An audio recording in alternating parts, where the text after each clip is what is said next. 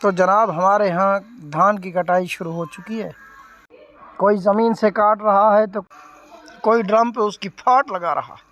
تو ایک نئی گال آپ کو بتاتا چلو، اگر اس کا حساب لگایا جائے نا جانوروں کا، تو یہ ہمارے وارے نہیں باتیں، کیونکہ اس میں تقریباً اگر 6 جانور پالے جاتے ہیں تو کم از کم 2 بندوں کو اس کی خیال کرنا پڑتا ہے۔ جاؤ دھان کاٹو، پھر اس کی کانٹ پاٹو ڈرم پہ، پھر اسے صاف کرو، پھر اس کا چارہ بناؤ، تو پھر ہی اس کے کام میں آتا ہے۔ ہم کیا، بہت بڑے بڑے لوگ جانوروں کی نگہبانی کے لیے یہاں کوٹم کٹائی ہو رہی ہے۔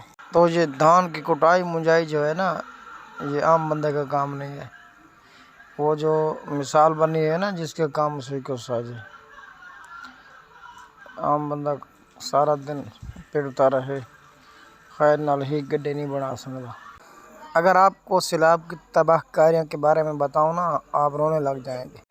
سیلاب کی تباہ کاریاں یہ ہے کہ یہ جو آئے ہوئے ہیں نا اتنے بندے، ان کا سب کا گھاس جو ہے نا بڑھ گیا ہے پانی میں۔ تو اس کے بعد یہ لوگ شودے چھنگم کر رہے ہیں، تو مالک اس کے سر پہ کھڑا ہے، وہ کہتا ہے یہ غلط کر رہے ہیں، ایسا کریں، ایسا نہیں کر رہے، ہم نہیں کاٹنے دیتے، فلاں فلاں۔